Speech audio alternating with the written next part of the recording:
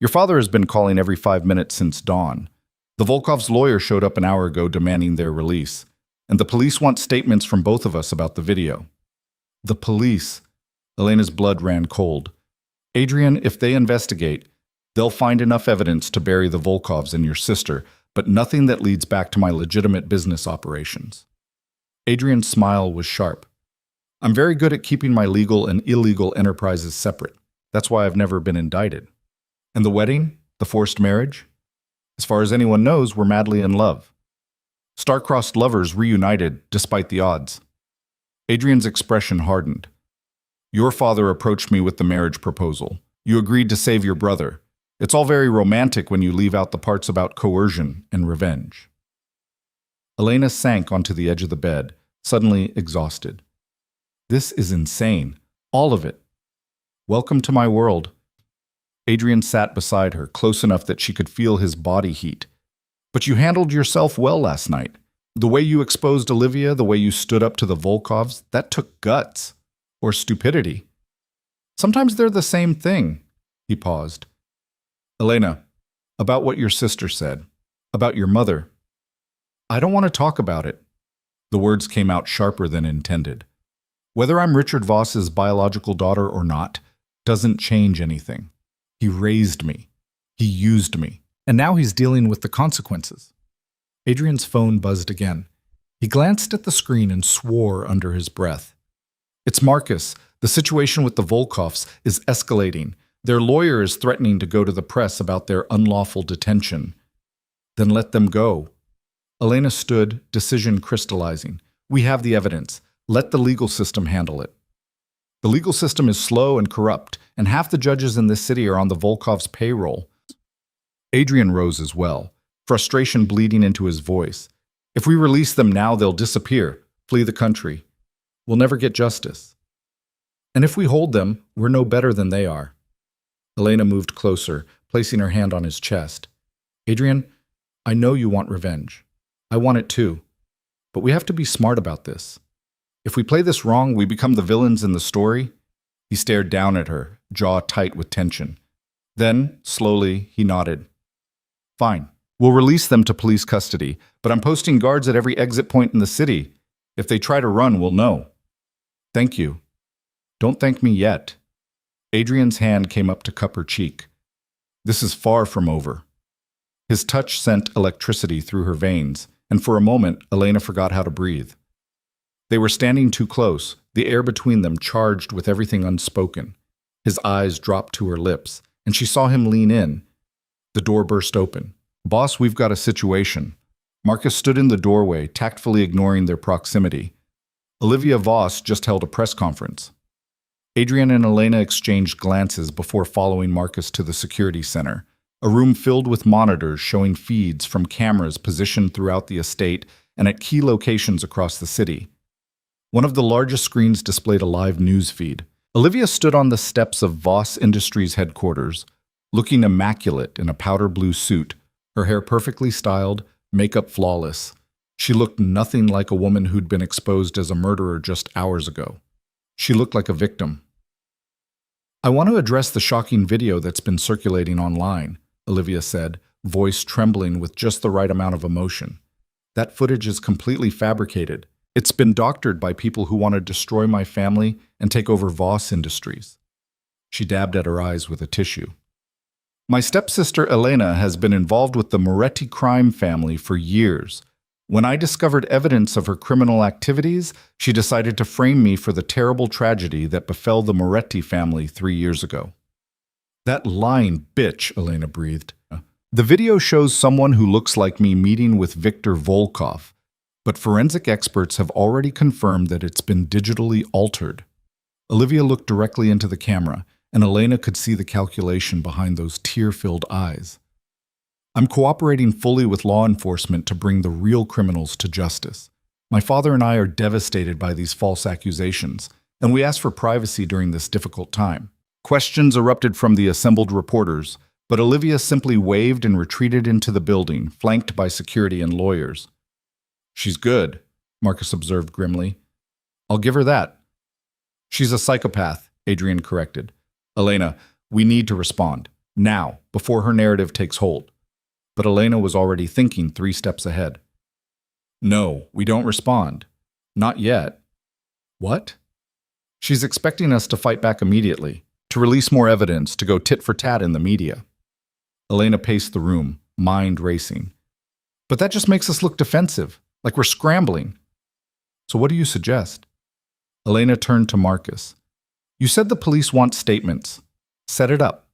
Official statements to the authorities, not to the press. We cooperate fully with the investigation and let the evidence speak for itself. Adrian's eyes narrowed thoughtfully. And while the investigation is ongoing, we focus on cutting off Olivia's support system, her allies, her resources. Exactly. Elena felt the pieces clicking into place. She's relying on the fact that she still has access to Voss Industries' money and connections. But what if she didn't?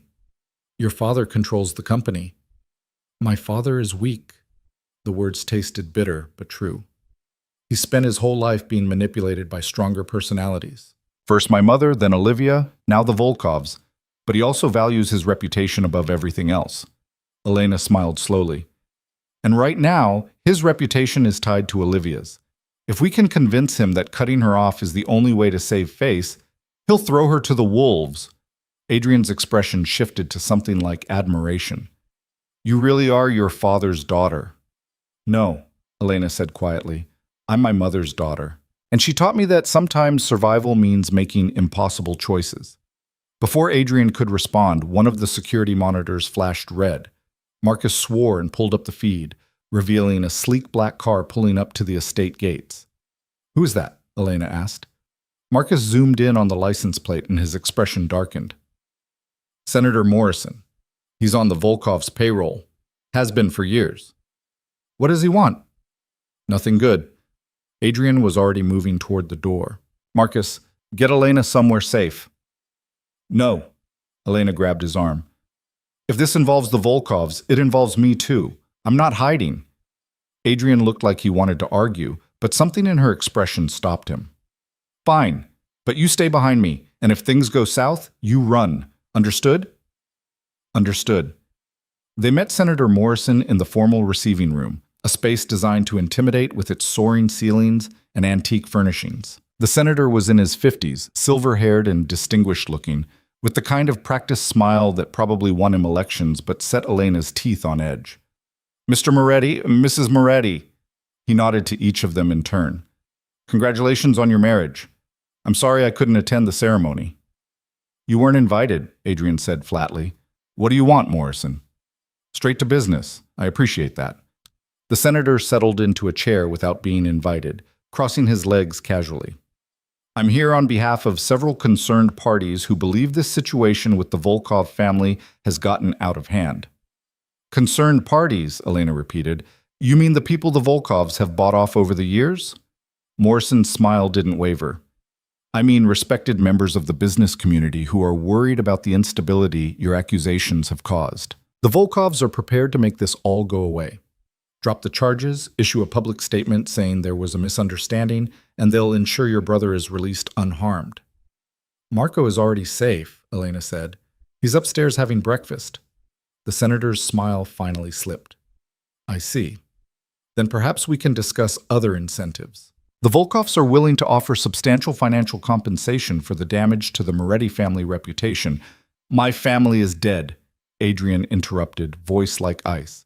There's no amount of money that compensates for that. Then what about testimony? Morrison leaned forward. The Volkovs have information about your operations, shipping routes, money laundering schemes, offshore accounts. They're willing to keep that information private in exchange for your cooperation. So they're threatening to expose my criminal activities unless I let them walk away from murder. Adrian laughed, but there was no humor in it. Tell me, Senator, how much did they pay you to deliver this message? Was it worth your integrity? Morrison's face flushed. I'm trying to help you avoid a very public, very messy legal battle that neither side will win. No, Elena said, standing up. You're trying to help the Volkovs avoid consequences for their actions. There's a difference. Mrs. Moretti, you are young and perhaps don't understand how these things work. I understand perfectly. Elena's voice could have cut glass. I understand that you're here because the Volkovs are panicking, because for the first time in their lives, they might actually face justice. And I understand that you're hoping we'll take a deal because you're terrified of what will come out during a trial. Morrison stood as well, abandoning all pretense of friendliness. You're making a mistake. The Volkovs have connections you can't imagine, resources you can't match. If you insist on pursuing this, they will destroy you. They can try. Adrian moved to stand beside Elena, presenting a united front. Now get out of my house before I have you arrested for obstruction of justice. You'll regret this, Morrison warned, heading for the door. Both of you. After he left, Elena sank back into her chair, adrenaline making her hands shake. That was a threat. That was a declaration of war. Adrian pulled out his phone. Marcus, I want eyes on Senator Morrison 24/7, and get me everything you can find on his financial records. If the Volkovs paid him off, I want proof. On it, boss. Adrian ended the call and turned to Elena. You should know that what you just did, standing up to Morrison, refusing to back down, that made us a target. The Volkovs won't stop at threats. They'll escalate. Good. Elena met his eyes steadily. I want them to escalate. I want them angry and desperate and making mistakes, because that's when we'll destroy them. Something shifted in Adrian's expression, respect mixing with something darker, more primal. You've changed. You have no idea. The rest of the day passed in a blur of lawyers and police statements and security briefings. Elena gave her official statement to a detective who looked skeptical of everything she said until she walked him through the evidence step by step. The detective's skepticism turned to genuine shock when he realized the scope of the conspiracy. This is going to be the case of the decade, he muttered, taking notes furiously. The Volkovs, the Voss family, political corruption. Jesus Christ, this goes deep. That's why we need your help, Elena said. We need someone we can trust in law enforcement. You can trust me. Detective James Chen looked up from his notes, expression serious. But you need to understand that this investigation is going to take time, months, maybe years, and the people involved have the resources to drag it out even longer. We understand, Adrian said. We're prepared for a long fight. After Detective Chen left, Elena found Marco in the estate library, looking lost among the towering shelves of books. Her brother had always been more comfortable with computers than classical literature, and seeing him surrounded by leather-bound volumes would have been funny under different circumstances. Hey, she said softly. Marco turned, and the relief on his face made her chest ache. Elena, I've been looking for you. They said you were busy with the police? Just giving my statement. She moved to hug him, breathing in the familiar scent of his cologne. Are you okay? They didn't hurt you?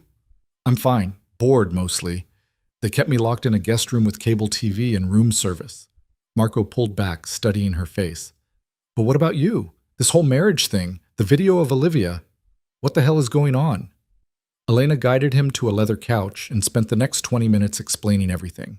Her brother's expression cycled through shock, horror, anger, and finally a cold fury that reminded her unnervingly of Adrian. I'll kill her, Marco said when she finished.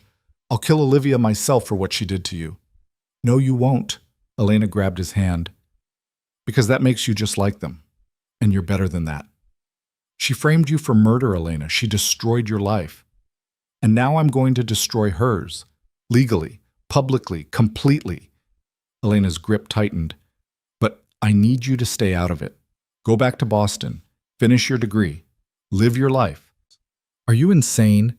Marco stared at her like she'd grown a second head. You're my sister. You saved my life. I'm not abandoning you now. You're not abandoning me. You're staying safe. Safe is boring. Marco's grin was fierce and reckless. Besides, I've got skills you need. I can hack into databases, track digital footprints, find information people want buried. Let me help. Elena wanted to say no. Wanted to protect her baby brother from the darkness she was wading into. But she also knew that look in his eyes, the stubborn determination that had gotten him through MIT at age 21. Fine, she said finally, but you follow my rules. No unnecessary risks, no cowboy heroics. Understood? Yes, ma'am. Marco's expression sobered. Elena, are you sure about this? About Adrian? Because from where I'm sitting, this whole situation looks complicated, Elena supplied. toxic as hell. She couldn't argue with that. Adrian and I have history, bad history. But right now, we have the same enemies. That makes us allies. And when those enemies are gone, what happens then? Elena didn't have an answer for that. That evening, Adrian's estate hosted a very different kind of gathering.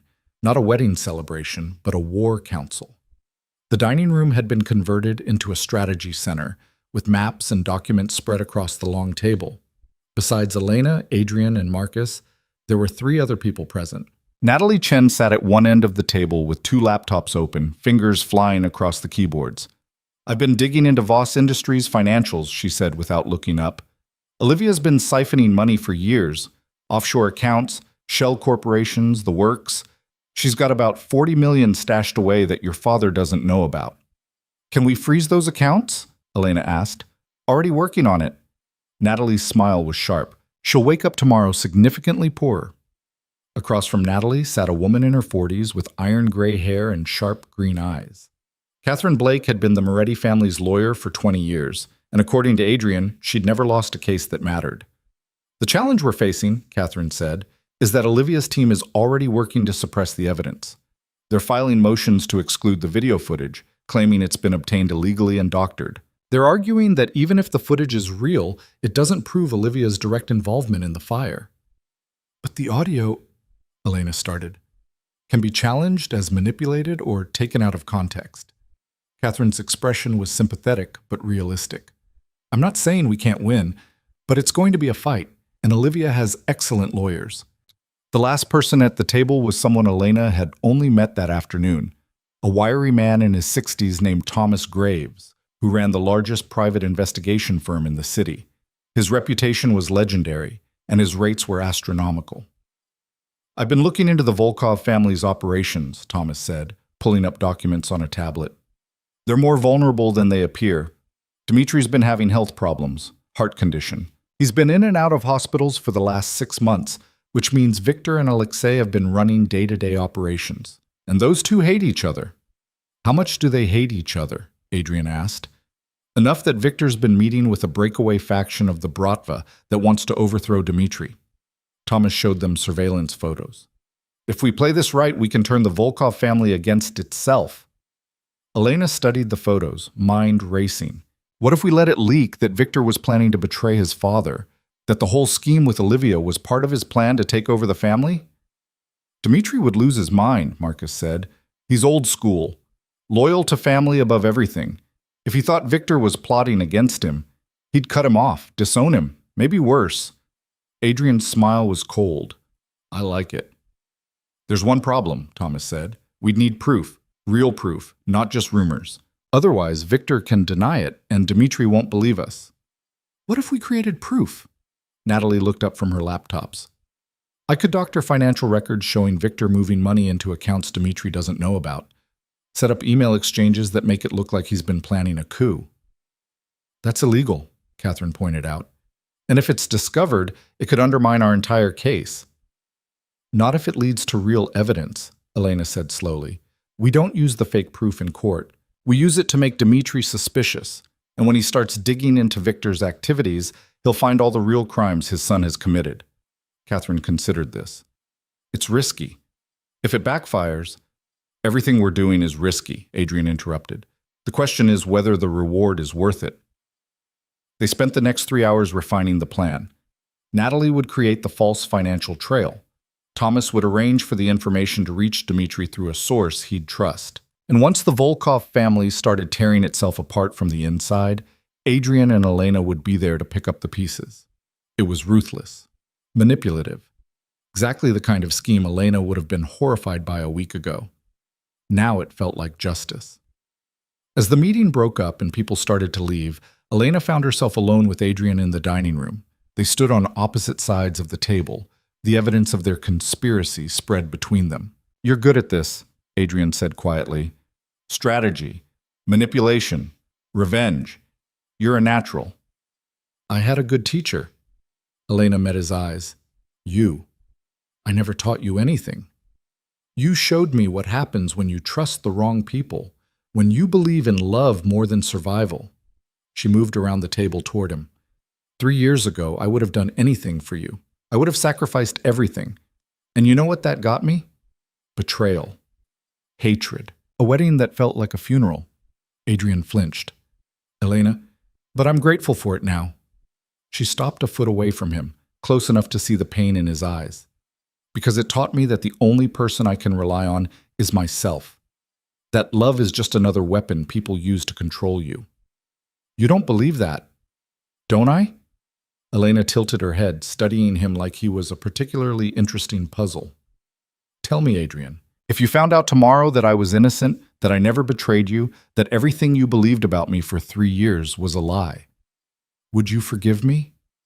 Yes, he said immediately. You're lying. I'm not. You are. Elena's smile was sad. Because even if you forgave me intellectually, emotionally, you'd never forget. You'd always wonder if I was playing you, if this was all just another scheme, and eventually that doubt would poison everything between us. She stepped back. So let's not pretend this is anything more than what it is. A temporary alliance between two people who used to care about each other. And what happens when the alliance is over? We go our separate ways. Elena forced herself to say it, even though the words felt like glass in her throat. You get your revenge. I get my freedom. We both get to move on with our lives. Adrian stared at her for a long moment. Then he crossed the distance between them in 2 strides, cupping her face in his hands with a desperation that stole her breath. And what if I don't want to move on? He asked, voice raw. What if I want... The door burst open. Again. Marcus stood there, phone in hand, face grim. Boss, we've got a problem. Olivia just announced a major press event for tomorrow afternoon. She's planning to reveal new evidence that proves the Moretti family has been running a criminal enterprise for decades. Adrian's hands dropped from Elena's face. What evidence? We don't know yet, but she's got the mayor, the police commissioner, and 3 senators attending. This isn't a press conference. It's a public execution. Elena felt ice spread through her veins. Olivia was going scorched earth. If she couldn't escape the accusations against her, she'd take everyone down with her. We need to stop her, she said. How? Marcus asked. She's holding the event at City Hall. Maximum publicity. Maximum protection. We can't exactly storm the building. No, Adrian said slowly, but we can beat her at her own game. He turned to Elena. How do you feel about giving a press conference of your own? Elena's heart hammered. What would I say? The truth. Adrian's smile was sharp and dangerous. All of it. Your father's manipulation, Olivia's crimes, the Volkovs' conspiracy, everything we've been holding back. We bury her in truth before she can bury us in lies. That's insane, Marcus protested. If Elena goes public like that, she becomes a target, not just from the Volkovs and Olivia, but from every 2-bit criminal who wants to make a name for themselves by taking out the woman who exposed the city's corruption. Then we make sure she's protected, Adrian said. Around-the-clock security, safe houses, whatever it takes. Adrian, this is my decision. Elena's voice cut through the argument. And I'm making it. We do the press conference. Tomorrow morning, before Olivia has a chance to control the narrative. She looked at Marcus. Can you set it up? Marcus exchanged glances with Adrian, then nodded reluctantly. I'll make the calls. After he left, Adrian turned to Elena. You know this changes everything, right? Once you go public, there's no taking it back. You'll be under a microscope. Every aspect of your life examined. Every word you say dissected. I know. And you're still willing to do it? Elena thought about everything she'd lost. Her innocence, her trust, her belief that the world was fundamentally fair, but she'd gained something too. Strength, clarity, the cold certainty that came from having nothing left to lose. I'm willing, she said, but on one condition. Name it. After this is over, after Olivia's in prison and the Volkovs are destroyed and we've won, you let me go. Elena forced herself to hold his gaze. No more forced marriage. No more using Marco as leverage. You give me my freedom and we go our separate ways. Deal? Something broke in Adrian's expression. Pain, raw and real, flashing across his face before he masked it. And if I don't want to let you go, then you're no better than they are. Elena's voice was quiet but firm. I won't trade one prison for another, Adrian, not even a gilded one. For a long moment, he didn't speak. Then finally, he extended his hand. Deal. They shook on it, and Elena tried to ignore the way his touch still sent electricity through her veins, tried to ignore the voice in her head whispering that she was making a terrible mistake. Because the truth was, she didn't want to leave. Didn't want to walk away from Adrian, from the possibility of what they could be if they could just move past the pain. But she'd learned the hard way that what you wanted and what was good for you were often two very different things. And Elena Voss had spent too long sacrificing herself for love to make that mistake again. The press conference was scheduled for 9 in the morning at the historic Grandview Hotel. And by 8:30, the room was already packed with reporters. Elena watched them file in through a monitor in the green room backstage, her stomach a knot of nerves and determination. Camera crews jockeyed for position. Journalists checked their recording equipment. The energy in the room crackled with anticipation. "You don't have to do this," Adrian said from behind her. He'd been saying variations of the same thing for the last 2 hours, ever since she'd woken up at dawn to prepare. "We can find another way." "There is no other way." Elena turned to face him, smoothing down the navy dress Catherine had helped her choose. Professional, trustworthy, the kind of outfit that said she was telling the truth. "Olivia's press conference is in 4 hours. If we don't get ahead of this, we lose." Natalie looked up from her laptop where she'd been monitoring social media. "The hashtag is already trending. Claude Voss Speaks has over 200,000 mentions. Everyone wants to know what you're going to say." "No pressure," Marco muttered from his position by the door.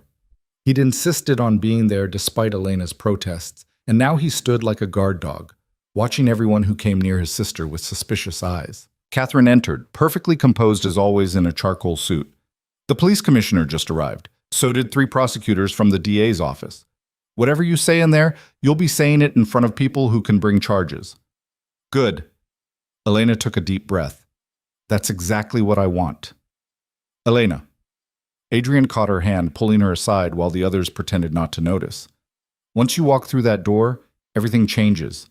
They'll tear you apart looking for inconsistencies. They'll question every word, every motive. Are you ready for that?" She looked up at him, at the concern etched in his features, and felt something crack in her chest. For just a moment, she let herself imagine a different world, one where they'd never been torn apart, where she could lean into his strength and let him protect her from what was coming. But that wasn't this world. "I'm ready," she said quietly. "I've been ready for 3 years." Adrian's jaw tightened, and for a moment Elena thought he might argue. Instead, he lifted her hand to his lips, pressing a kiss to her knuckles that sent heat racing through her veins. "Then go show them what you're made of, Mrs. Moretti." The name should have felt like chains. Instead, in that moment, it felt like armor. Marcus appeared in the doorway. "We're live in 2 minutes. Elena, you're on." She walked through the door into a wall of sound, camera shutters clicking like mechanical heartbeats, reporters shouting questions over each other, the hot glare of television lights washing everything in stark white illumination.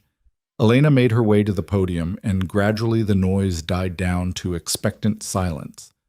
For a moment, she just stood there, looking out at the sea of faces, some curious, some skeptical, some already hostile, having decided she was guilty before she'd spoken a word. Then she began. "My name is Elena Voss Moretti, and 3 years ago, I was framed for a crime I didn't commit." Her voice was steady, clear, carrying to every corner of the room. "The fire that killed Adrian Moretti's parents and sister was set by my stepsister, Olivia Voss, in collaboration with the Volkov crime family. I have evidence, I have testimony, and today, I'm going to show you everything." The room erupted again, but Elena raised her hand and somehow, impossibly, they quieted. "I know many of you have seen the video that went viral 2 days ago. The footage showing Olivia meeting with Viktor Volkov, planning the fire, arranging my downfall." Elena gripped the edges of the podium. "But what you don't know is why. Why would my own stepsister destroy innocent lives? Why would she frame me for murder?" She nodded to Natalie, who triggered the presentation on the screen behind her. Financial records appeared, stark black numbers on white background. "Money," Elena said simply. "Olivia has been embezzling from Voss Industries for years, over $40 million hidden in offshore accounts and shell corporations. She's been selling company secrets to the Volkovs in exchange for cash and promises of power. And when she realized that my father might discover what she'd done, she decided to create a distraction big enough to bury her crimes. The screen changed to show the original footage from the night of the fire, but this time with enhanced clarity and additional angles that Natalie had recovered from backup servers. This is Olivia Voss on the night of March 15th, 3 years ago. Elena's voice didn't waver even as she watched her stepsister commit murder in high definition. She's carrying accelerant. She's meeting with Viktor Volkov. And at 11:47 p.m., she set fire to the Moretti family home while they slept. A reporter in the front row raised her hand. But the police report from that night says you were seen at a hotel with Antonio De Luca, Adrian Moretti's business rival. How do you explain that? I was drugged. Elena met the reporter's eyes. Someone slipped something into my drink at a charity event earlier that evening. I have no memory of how I got to that hotel room, but I do have this. The screen changed again, showing medical records. I went to the hospital the next morning when I woke up confused and sick. My blood work showed traces of Rohypnol and ketamine, enough to knock out someone my size for hours. She paused. Those hospital records were sealed by court order 3 years ago. My father's lawyers made sure they never saw the light of day. Because if anyone knew I'd been drugged, it would raise questions about the photographs, about the timeline, about whether I could have possibly set that fire. Why are you coming forward now? Another reporter called out. Because 2 days ago, I was forced to marry Adrian Moretti to save my brother's life. The words fell like bombs into the silence. My father made a deal with the Moretti family. He'd give them me in exchange for business advantages and political protection. I had no choice. It was marriage or my brother's death. The room exploded with noise. Reporters shouted questions, cameras flashed, but Elena kept talking, her voice cutting through the chaos. But what my father didn't know was that his precious daughter Olivia had been planning his downfall too. She's been negotiating with the Volkovs to merge Voss Industries with their criminal empire. Once that merger goes through, my father loses control of the company he built. He becomes a figurehead while Olivia and the Volkovs gut everything he created. She pulled out a thick folder and held it up. I have contracts, emails, financial projections, all of it proving that Olivia Voss and the Volkov family have been conspiring to commit fraud, money laundering, racketeering, and murder. And I'm turning all of it over to the authorities today. Elena set the folder on the podium. I know some of you are wondering why you should believe me. Why you should trust a woman who married into a crime family, who comes from a corrupt empire herself. And you're right to be skeptical, but I'm not asking you to take my word for it. I'm asking you to look at the evidence, to follow the money, to hold everyone involved accountable. She gripped the podium harder, knuckles white. For 3 years, I've been called a murderer, a traitor, a whore. I've been cut off from my family, isolated from my friends, branded as a monster by people who didn't know the truth. And I accepted that because I thought fighting back would only make things worse. Her voice cracked, just slightly. But I'm done accepting. I'm done being silent. And I'm done letting the people who destroyed my life walk free while I carry the weight of their crimes. Elena looked directly into the camera, knowing that somewhere Olivia was watching. My stepsister is holding a press conference later today where she plans to release more fabricated evidence, more lies designed to bury the truth. Don't let her. Demand real proof. Demand verified sources. Demand the kind of evidence I'm providing right now. She stepped back from the podium. I'll take questions. The next 45 minutes were brutal.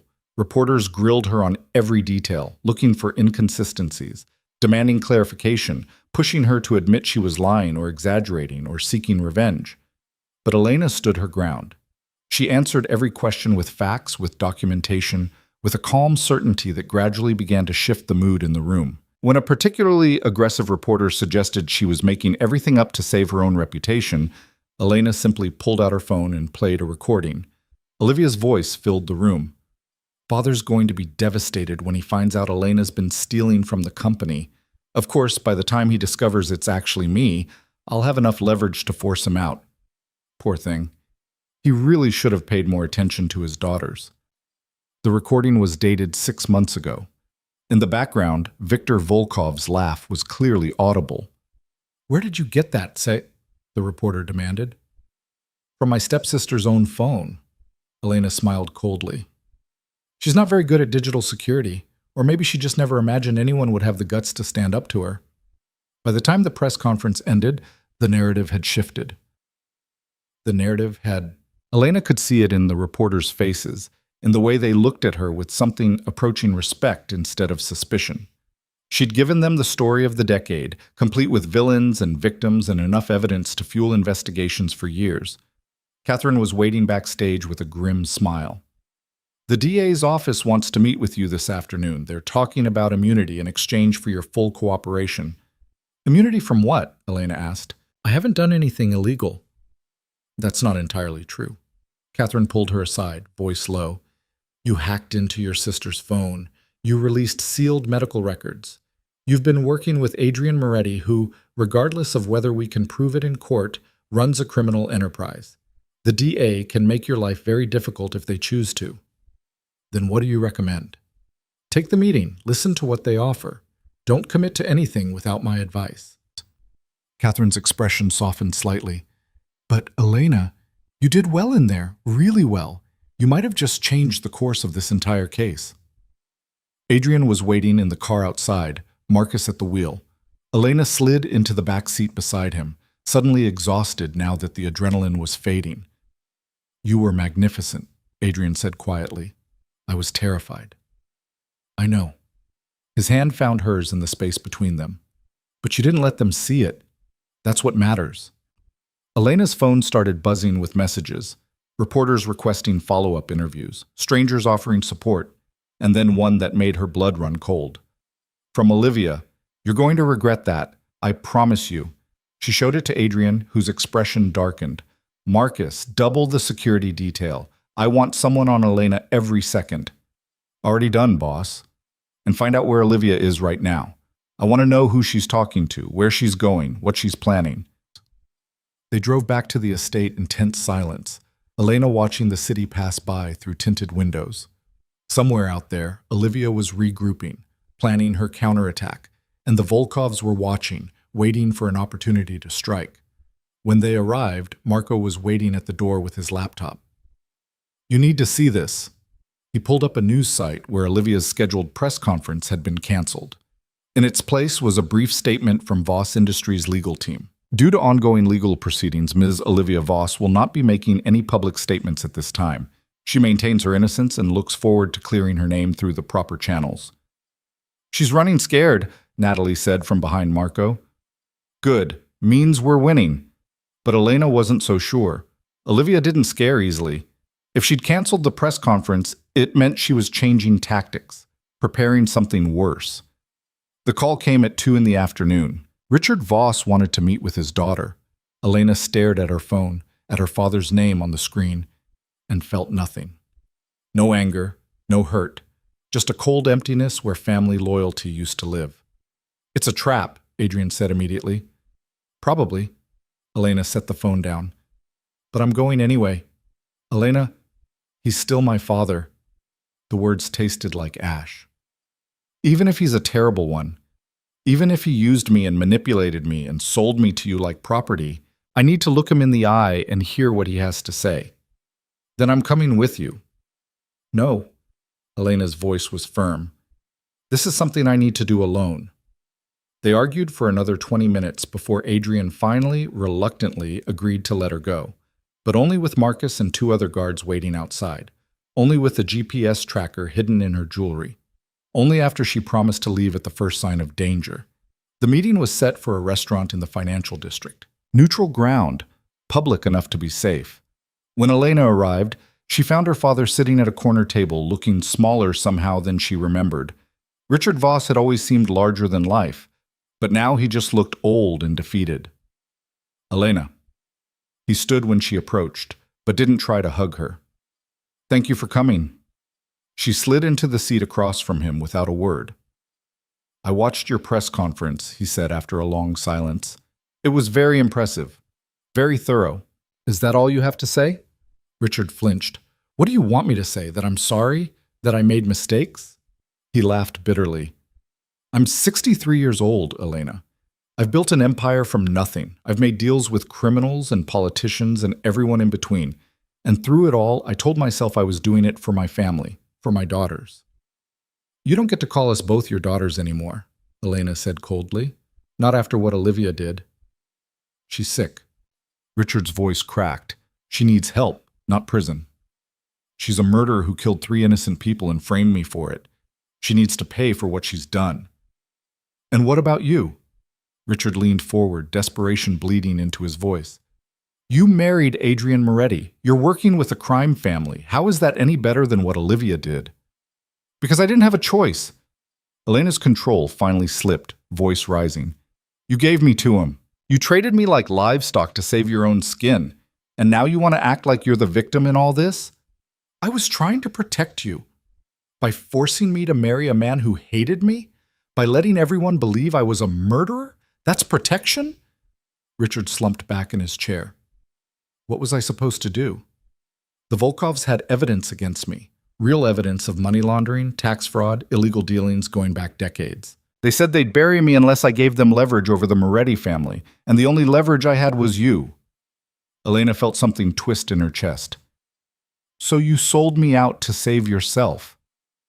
I sold you out to save the company, to save the thousands of people who depend on Voss Industries for their livelihoods. Richard's eyes were pleading. I thought Adrian would keep you safe. I thought maybe eventually you two could work things out, considering your history. He thought I murdered his family. And now he knows the truth. Now you're working together. Richard reached across the table, but Elena pulled her hand back before he could touch her. Elena, please. Help me convince Olivia to turn herself in. Help me salvage what's left of our family. We're not a family. The words came out flat, emotionless. We're strangers bound by blood and betrayal. Nothing more. Don't say that. Why not? It's true. Elena stood, gathering her purse. Olivia made her choices. You made yours.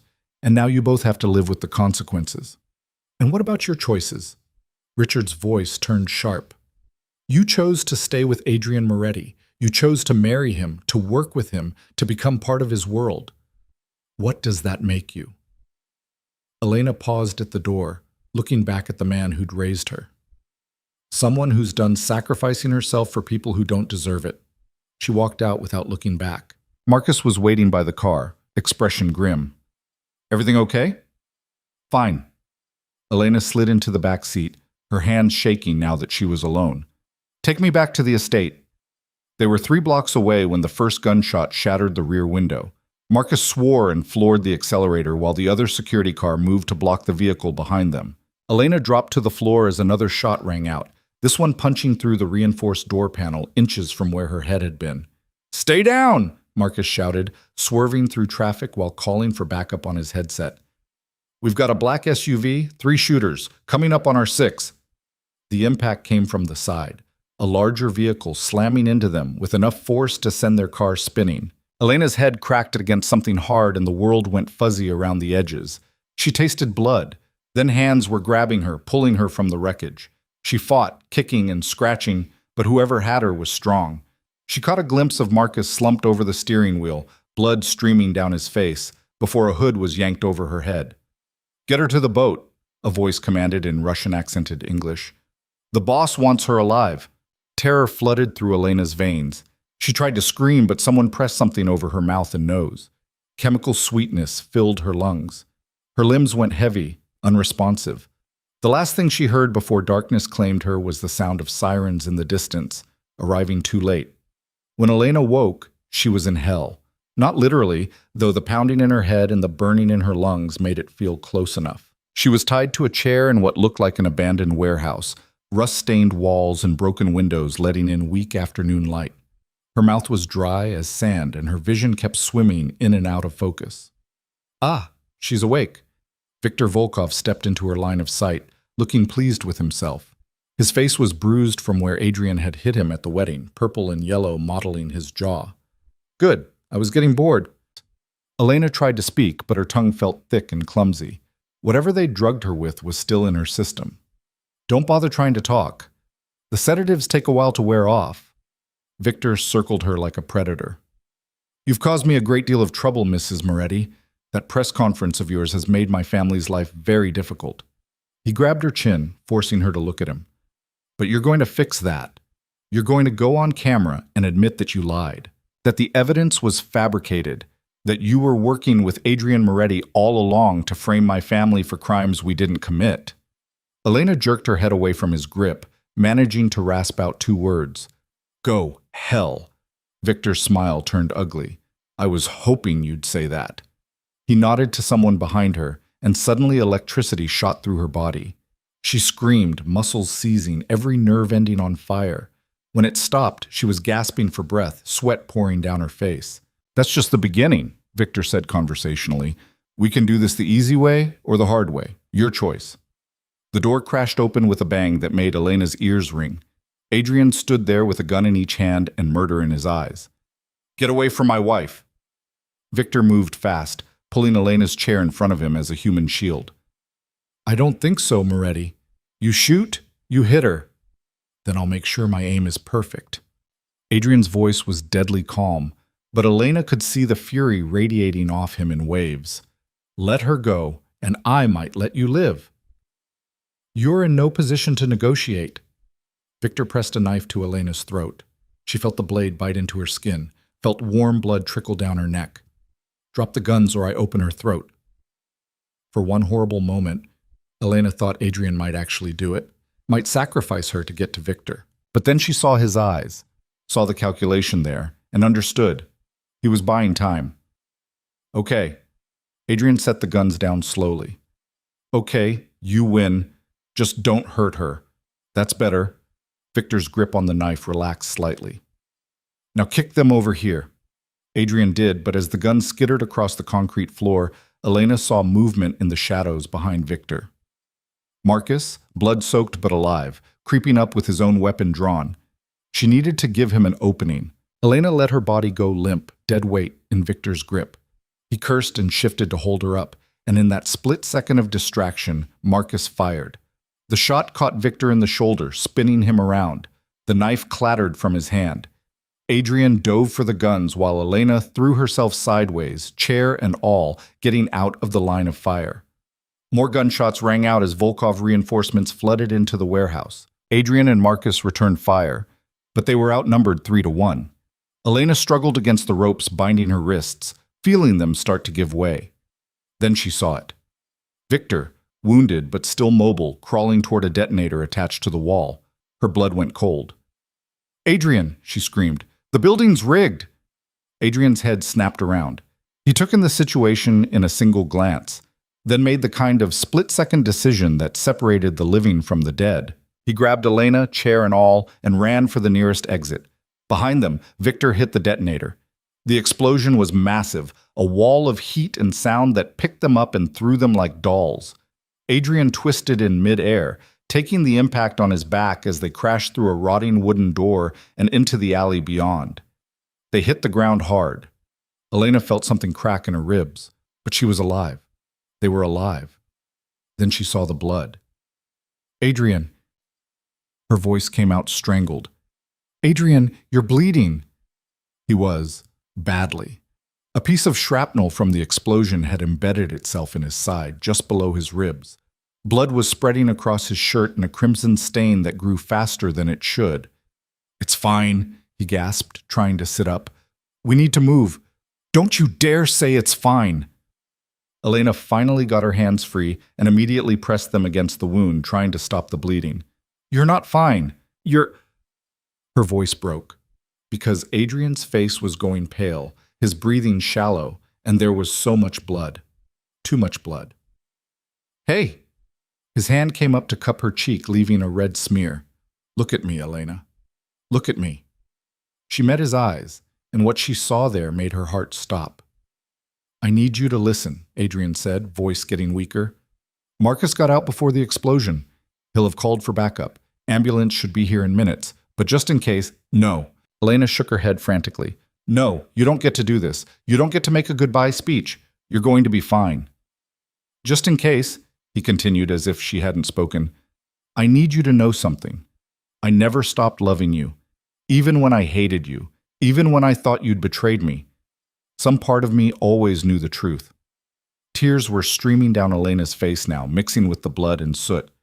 "Shut up. Save your strength." "I'm sorry." Adrian's eyes started to close. "For everything. For not trusting you. For forcing you to marry me. For not being strong enough to protect you from—" "Adrian, stay with me." Elena grabbed his face, forcing his eyes open. "You promised me freedom after this was over. You can't give me freedom if you're dead, so stay with me, damn it." Sirens wailed in the distance, getting closer. Elena kept pressure on the wound, kept talking to Adrian, kept trying to keep him conscious, but he was fading, his breathing getting more labored, his skin cold to the touch. "Elena," he whispered, so quiet she had to lean in to hear. "The safe in my office. Code is your birthday. Everything you need is in there. Proof of the Volkov's operations, offshore accounts, political connections. Finish what we started. We'll finish it together." Adrian smiled, and it was the saddest thing she'd ever seen. "You were always the strong one. I just made you believe you weren't." Then his eyes closed, and he went still. "No!" Elena screamed, shaking him. "No, no, no, Adrian, wake up, wake up!" Paramedics swarmed around them, pulling her away, starting compressions, shouting medical terms she didn't understand. Someone was asking her questions, but the words didn't make sense. Nothing made sense. All Elena could see was Adrian's blood on her hands. All she could hear was the flat line on the heart monitor. All she could feel was the world collapsing around her, taking everything she'd fought for down into the darkness. The hospital waiting room smelled like antiseptic and desperation. Elena sat with Adrian's blood still on her hands, dried now to a rust-brown crust that cracked when she flexed her fingers. A nurse had offered to help her clean up, but Elena had refused. She needed to remember, needed to feel the weight of what had happened. Around her, the Moretti organization had gathered like wolves waiting for their alpha to either rise or fall. Men in expensive suits with hard eyes lined the walls, speaking in low voices, making calls, coordinating responses to the attack. Catherine was there with a team of lawyers, already preparing for the legal battles ahead. Marcus sat across from Elena with his head bandaged, jaw set in grim determination despite the concussion that had nearly killed him. And in the center of it all sat Elena, numb and hollow, staring at the double doors that separated her from the operating room where surgeons were fighting to save Adrian's life. "Mrs. Moretti." A doctor emerged, still in surgical scrubs, and the entire room went silent. "He's stable. The surgery was successful. We removed the shrapnel and repaired the damage to his liver and surrounding tissue, but he lost a significant amount of blood. The next 24 hours will be critical." Relief flooded through Elena so suddenly her knees buckled. Marcus caught her before she fell, his grip steady despite his own injuries. "Can I see him?" she asked, voice hoarse from screaming, from crying, from holding back the breakdown that threatened to consume her. "He's in recovery, still unconscious from the anesthesia. But yes, you can sit with him." The doctor's expression softened slightly. "He's a fighter, your husband. Most people wouldn't have survived those injuries." Elena followed a nurse through sterile corridors to a private room where Adrian lay surrounded by machines that beeped and hummed, monitoring every heartbeat, every breath. He looked smaller somehow in the hospital bed, vulnerable in a way she'd never seen him. An IV ran into his arm, bandages wrapped his torso. His face was pale against the white pillow. But he was alive. Elena sank into the chair beside his bed and finally let herself cry. Great, racking sobs that shook her whole body, releasing the terror and grief and rage she'd been holding back since the explosion. She cried for the 3 years they'd lost, for the pain they'd inflicted on each other, for the life they might have had if the world had been kinder. She cried until there were no tears left, until she was empty and exhausted and hollowed out. Then she reached out and took Adrian's hand, careful of the IV line, and made a silent promise. She would finish what they'd started.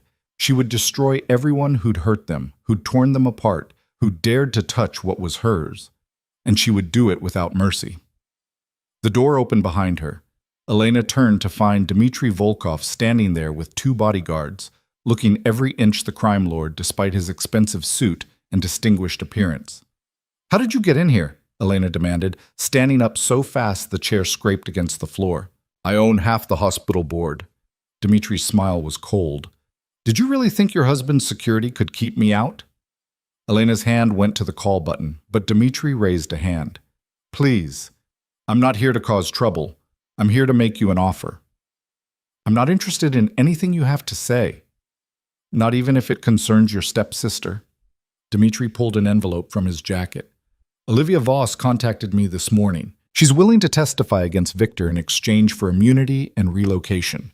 She's prepared to give prosecutors everything they need to dismantle what's left of my organization. Elena's blood ran cold. You're lying. I wish I were.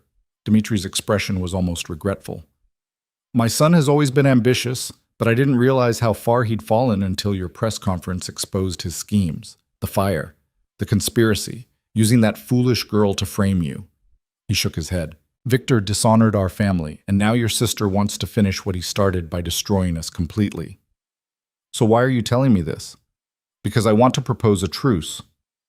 Dmitri set the envelope on the bedside table. That contains everything I know about Olivia's plans. Her location, her contacts, her escape route. In exchange, I want your testimony that Victor acted alone, that I knew nothing about the fire or the conspiracy against the Moretti family. Elena laughed, sharp and bitter. You want me to lie to protect you. I want you to help me save what's left of my family's honor. Dmitri's voice hardened. Victor is already in custody. He'll spend the rest of his life in prison. But if Olivia testifies, if she drags my entire organization through the mud, innocent people will suffer, people who had nothing to do with my son's crimes. Innocent, Elena repeated. Is anyone in your organization actually innocent? Are you? Dmitri countered. You married into a crime family. You're using their resources, their connections, their methods. At what point do you stop being a victim and start being complicit? The words hit harder than they should have. Because he was right. Elena had been so focused on revenge, on justice, that she hadn't stopped to consider what she was becoming. The press conference, the manipulation, the willingness to destroy anyone who stood in her way. When had she crossed the line from survivor to predator? Think about it, Dmitri said, moving toward the door. You have 48 hours before Olivia meets with prosecutors. After that, the offer expires. He left, and Elena stared at the envelope like it was a snake that might bite. She knew she should burn it without looking, should refuse to even consider Dmitri's deal. But another part of her, the part that had learned to be ruthless, to be strategic, wanted to know what was inside. She was reaching for it when Adrian's hand tightened around hers. Don't. His voice was barely a whisper, raw from the breathing tube they'd removed after surgery. But his eyes were open, clear despite the pain medication, and fixed on her face. Adrian? Elena's throat closed up. You're awake. Don't make deals with him. Adrian's grip strengthened slightly. Whatever he's offering, it's poison. I know. Elena sat back down, bringing his hand to her cheek. I know, I don't know what to do anymore. Olivia's trying to cut a deal. The Volkovs want a truce. Your organization is looking to me for leadership while you're recovering, and Her voice broke. I'm so tired, Adrian. I'm tired of fighting, tired of being strong, tired of carrying all of this. Then put it down. Adrian's thumb brushed away a tear she hadn't realized had fallen. Let me carry it for a while. You almost died. But I didn't. He tried to sit up and immediately gasped in pain. Elena gently pushed him back down, adjusting his pillows. Don't move, you idiot. You just had emergency surgery. Don't tell me what to do, wife. But Adrian was smiling, that crooked half-smile that had always undone her defenses. I'm the boss, remember? Not while you're in a hospital bed, you're not. Elena smoothed the blanket over him with trembling hands. When Victor hit that detonator, when I saw you bleeding, she couldn't finish the sentence. I know. Adrian pulled her hand to his chest, over his heart, where she could feel it beating strong and steady. I felt the same way when I saw them taking you, when Marcus called and said you'd been kidnapped. His jaw tightened. I've never been that scared in my life. You came for me anyway. Of course I did. You're mine. He said it simply, like it was the most obvious thing in the world. I don't care if you want a divorce after this is over. I don't care if you hate me. You're still mine, and I protect what's mine. Elena should have been angry at the possessiveness in his voice, should have bristled at being called his like property. Instead, she felt something warm unfurl in her chest. I don't hate you. she said quietly. You should. I know. Elena looked down at their joined hands. But I can't seem to manage it. Believe me, I've tried. Adrian was quiet for a long moment. When he spoke again, his voice was rough with more than just pain. Elena, about what I said before I passed out. Don't. She cut him off. Don't apologize for it. Don't take it back. Just let it be what it was. A moment of honesty in the middle of chaos. And what if I meant it? Then we'll deal with that when you're not recovering from major surgery. Elena stood, needing distance before she said something she'd regret. Right now, you need to rest. And I need to figure out what we're doing about Olivia. She picked up the envelope Dmitri had left and tucked it into her purse. Adrian's eyes tracked the movement, but he didn't comment. He knew her well enough to know that arguing would only make her more determined. Be careful, was all he said. Always. It was a lie, and they both knew it. The information in Dmitri's envelope was comprehensive and damning. Olivia had been coordinating with federal prosecutors for weeks, building a case against the Volkov organization in exchange for witness protection and immunity from prosecution. She'd given them bank records, shipping manifests, recorded conversations, everything they needed to take down one of the city's most powerful crime families. But she'd also been careful. The prosecutors didn't know about her role in the fire, didn't know about the embezzlement from Voss Industries, didn't know she was a murderer hiding behind immunity agreements. Elena sat in Adrian's office at the estate, surrounded by the evidence of her stepsister's latest betrayal, and felt something cold and hard settle in her chest. This was it, the final battle, and only one of them would walk away. You're going to kill her, aren't you? Elena looked up to find Marco standing in the doorway, expression unreadable. No, she said. I'm going to do something worse. She pulled out her phone and made a call to Catherine. I need you to arrange a meeting with the federal prosecutors. Tell them I have information about their star witness that they need to hear. And Catherine, make sure the media knows about it. I want cameras there when I destroy her. Marco sat down across from his sister, studying her face. You've changed. People keep telling me that. I'm not sure it's a good thing. Marco's voice was gentle but concerned. 3 weeks ago, you would never have considered publicly destroying someone, even if they deserved it. Now you're planning it like it's a chess move.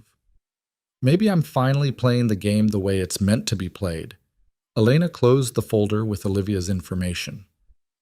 She killed 3 people, Marco. She framed me for it. She tried to have me kidnapped and murdered. At what point do I get to stop being the bigger person and start fighting back? I'm not saying don't fight back. I'm saying be careful you don't become the thing you're fighting against. His words echoed what Dmitri had said, what Elena herself had been thinking in the quiet moments when she let herself feel instead of just act. I don't know how to do this any other way, she admitted. I don't know how to get justice without destroying everything in my path. Then maybe you need to redefine what justice looks like. Marco leaned forward. Olivia's going to prison. The Volkovs are finished. You and Adrian are alive. That's a win, Elena. You don't have to burn the world down to prove you've won. But that was the problem. Elena did want to burn it down. Wanted to watch everyone who'd hurt her suffer the way she'd suffered. And the realization that she'd become capable of that kind of cruelty terrified her. I'll think about it, she said finally, which was the best she could offer. The meeting with federal prosecutors was set for the following afternoon at the courthouse. Elena arrived with Catherine and a team of lawyers, all of them dressed for war in sharp suits and carrying briefcases full of evidence. The media presence was overwhelming. Cameras lined the courthouse steps, reporters shouting questions, the public fascinated by the ongoing saga of the Voss and Moretti families. Inside, they were led to a conference room where 3 prosecutors waited along with Olivia and her legal team. Elena's stepsister looked immaculate as always, blonde hair perfectly styled, makeup flawless, wearing a cream-colored suit that probably cost more than most people's monthly rent. She looked like the victim she was pretending to be. Until she saw Elena. Then her mask slipped for just a moment, fear flickering across her features before she smoothed it away. Ms. Voss, the lead prosecutor said, standing to shake Elena's hand, thank you for agreeing to meet with us. I understand you have information regarding Miss Olivia Voss's credibility as a witness? I do. Elena set her briefcase on the table, extracting files and arranging them with deliberate precision. I have evidence that your star witness is a murderer, an embezzler, and a pathological liar who has been manipulating everyone in this room. Olivia's lawyer started to object, but the prosecutor held up a hand. Those are serious allegations. I hope you can back them up. I can. Elena pulled out the first document. These are financial records showing that Olivia Voss has been embezzling from Voss Industries for the last 6 years, over $43 million hidden in offshore accounts under shell company names. She slid the papers across the table. The prosecutor studied them, expressions growing more serious by the moment. These could be fabricated, Olivia said, voice tight. My stepsister has every reason to discredit me. They're not fabricated. They came from your own accountant. Elena pulled out another file. Dennis Morrison. He kept copies of everything because he was afraid you'd frame him if the embezzlement was discovered. He's willing to testify in exchange for immunity. Olivia's face went white. And here, Elena continued, pulling out more documents, are the sealed medical records from the night of the Moretti fire, showing that I was drugged with rohypnol and ketamine, making it physically impossible for me to have set that fire or to have been conscious for the photographs taken at the hotel. We've seen the video footage, the prosecutor started. The video footage shows Olivia setting the fire, but what you haven't seen is this. Elena pulled out a thumb drive and handed it to Catherine, who plugged it into her laptop and projected the contents onto the screen at the end of the room.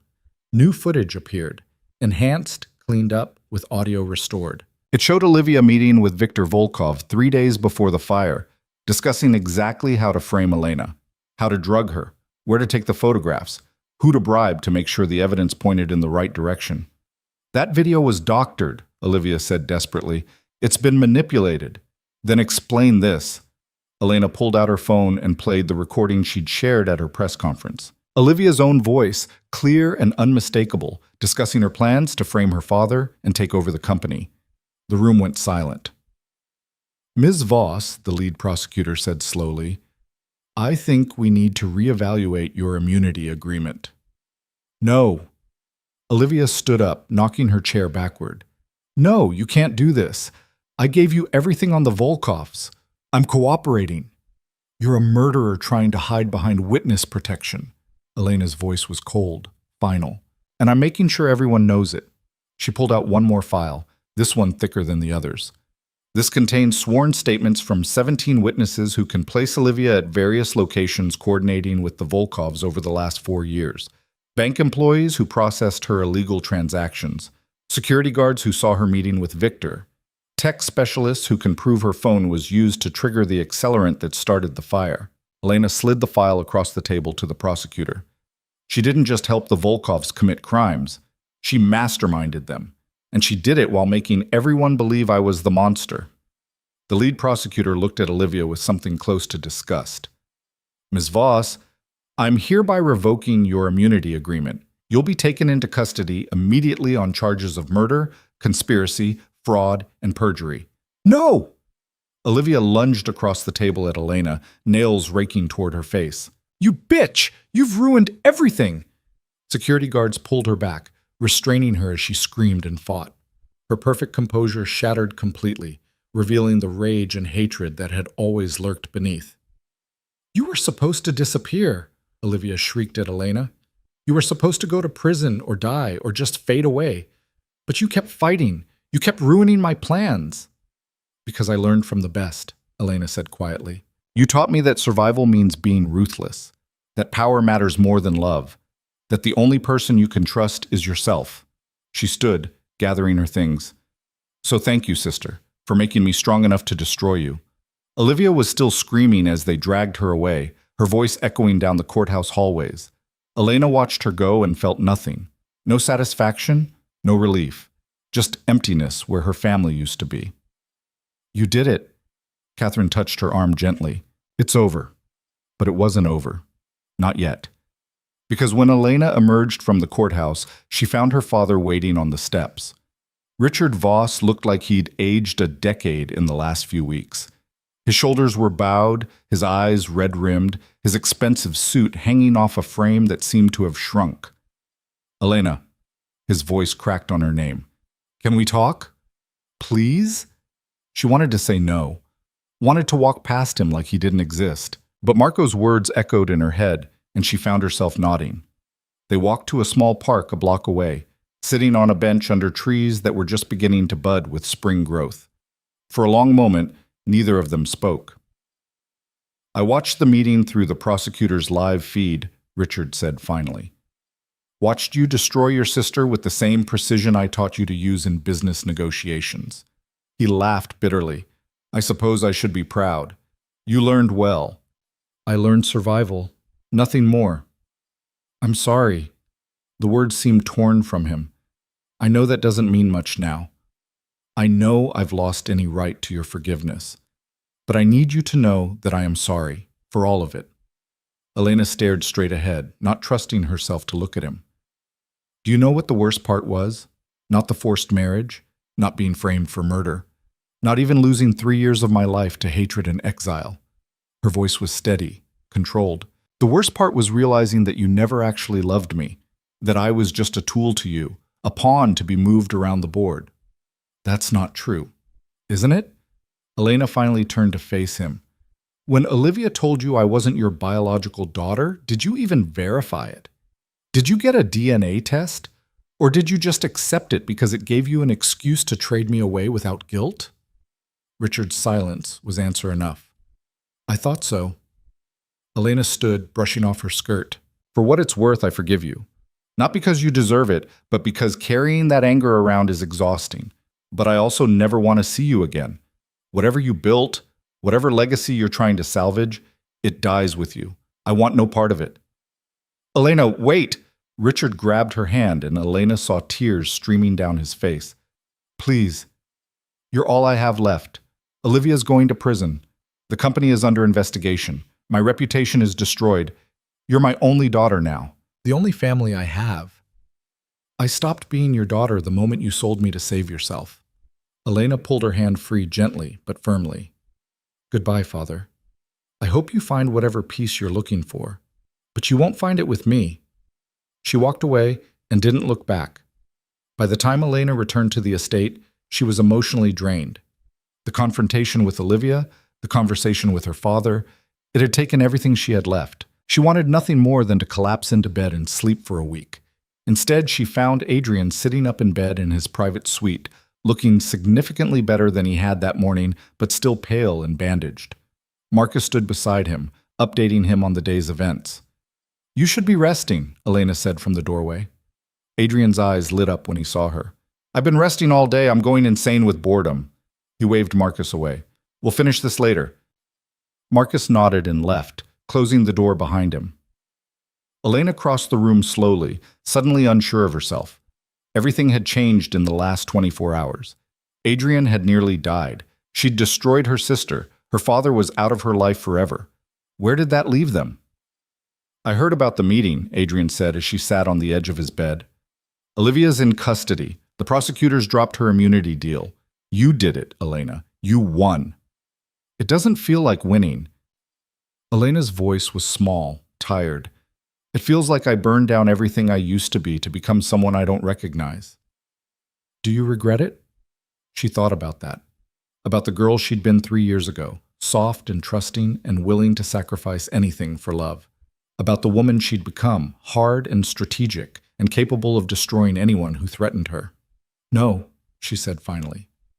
I don't regret it, but I'm not sure I like who I am now either. Adrian reached out, tucking a strand of hair behind her ear with gentle fingers. You're a survivor. You're strong and fierce, and you refuse to let anyone break you. That's who you are now. Is that enough? It's everything. Adrian pulled her closer, ignoring the pain the movement caused. Elena, when I thought I was dying, all I could think about was how much time we'd wasted. How many years we spent hating each other instead of... Don't. Elena pressed her fingers to his lips. Don't say things you'll regret when you're thinking clearly. I'm thinking perfectly clearly. Adrian caught her hand, holding it against his chest. I love you. I've always loved you. And I'm done pretending otherwise. The words should have filled her with joy, should have made her heart soar. Instead, they filled her with fear. You don't mean that. You're grateful I saved your life. You're emotional because you almost died. But when things settle down, when we're not in crisis mode anymore, I'll realize what? That I can't live without you? Adrian's grip tightened. Elena, I've spent 3 years trying to hate you, trying to convince myself that what we had wasn't real, and all it took was seeing you in danger to know the truth. I'm yours. Completely. Whether you want me or not. Elena felt tears burning her eyes. Adrian, we have a deal. When this is over, you let me go. You promised. I know what I promised. His thumb brushed across her knuckles. And if you still want to leave after everything's settled, I'll keep that promise. I'll give you your freedom, your divorce, whatever you need. His voice dropped to barely a whisper. But I'm asking you not to. I'm asking you to give us another chance. A real one this time, without the lies and manipulation and fear. I don't know if I can. Elena's voice broke. I don't know if I can trust that this is real, that you won't wake up one day and resent me for everything that happened. Then let me prove it to you. Adrian brought her hand to his lips, kissing each knuckle with a tenderness that made her chest ache. Give me time to show you that this isn't just crisis bonding or gratitude, that I mean every word. Elena wanted to say yes, wanted to let herself believe in happy endings and second chances. But she'd learned the hard way that fairy tales were just pretty lies people told themselves. Ask me again when you're healed, she said finally, when all of this is truly over and we're not running from one disaster to the next. Ask me then, and I'll give you my answer. It wasn't a yes, but it wasn't a no either. And for now, that would have to be enough. The next 3 weeks passed in a strange limbo between war and peace. Olivia was denied bail and remained in custody awaiting trial, her empire of lies crumbling around her as witness after witness came forward. Viktor Volkov accepted a plea deal that would keep him in prison for the rest of his life, rather than face a trial that would expose even more of his family's operations. Dmitry, true to his survival instincts, cooperated with authorities just enough to avoid prosecution himself, though his organization was gutted and his reputation destroyed. Richard Voss resigned from his own company, handing control to a board of directors who immediately began restructuring to distance themselves from the scandal. He sold his mansion and moved to a penthouse apartment across the city, becoming a ghost of the powerful man he'd once been. And through it all, Elena watched from the Moretti estate like a general surveying a battlefield after the smoke had cleared.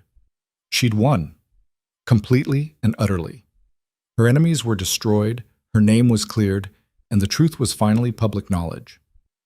The media had moved on from calling her a murderer to painting her as a survivor, a woman who'd overcome impossible odds to reclaim her life. So why did victory taste like ash? You're brooding again, Natalie said from the doorway of the library where Elena had taken to spending her afternoons. That's the 3rd time this week I've found you staring out the window looking like someone died.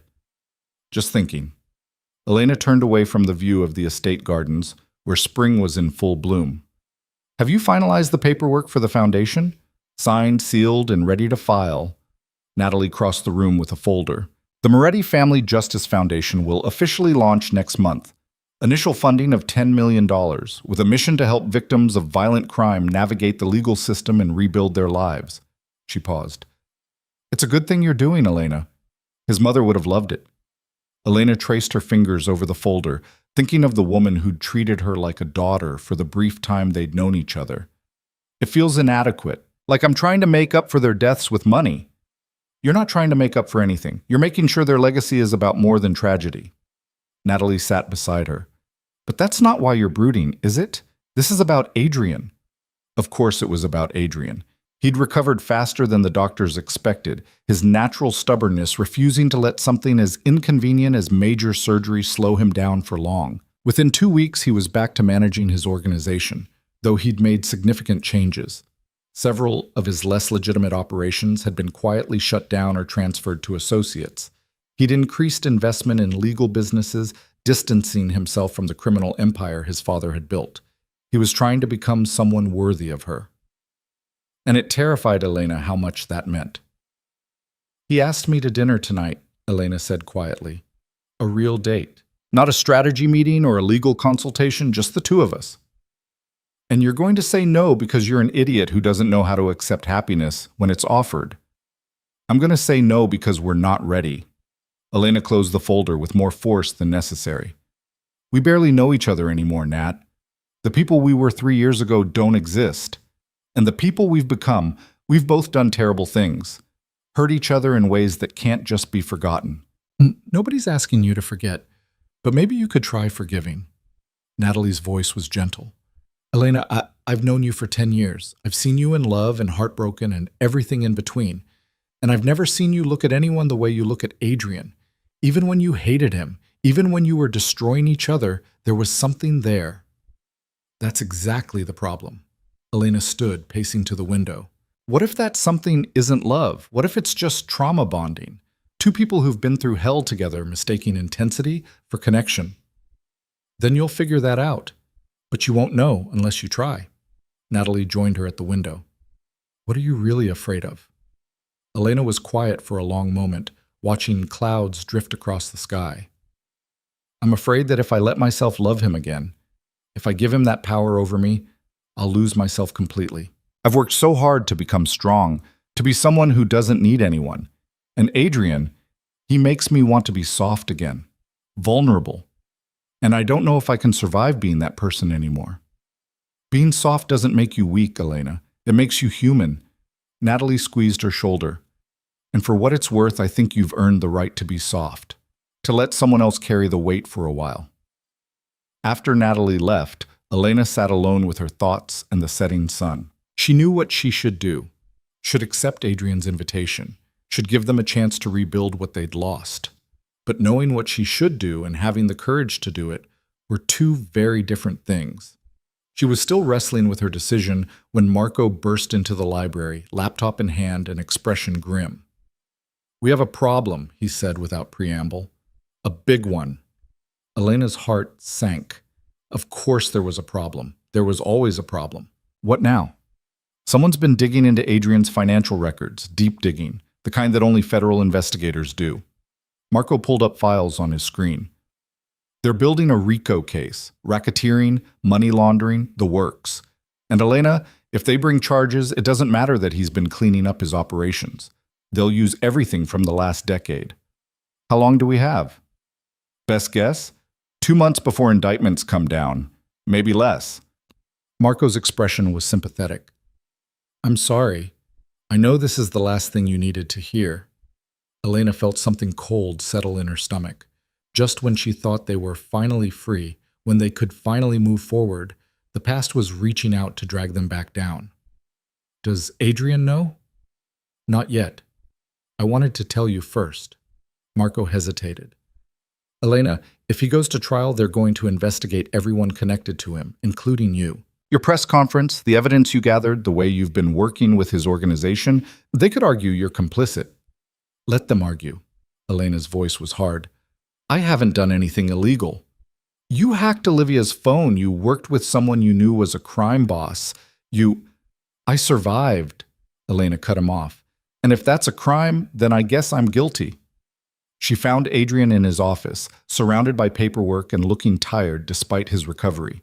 He glanced up when she entered, and his expression immediately shifted from exhausted to concerned. What's wrong? Marco found something. Elena closed the door behind her and told him everything. About the investigation, the potential RICO charges, the timeline they were looking at.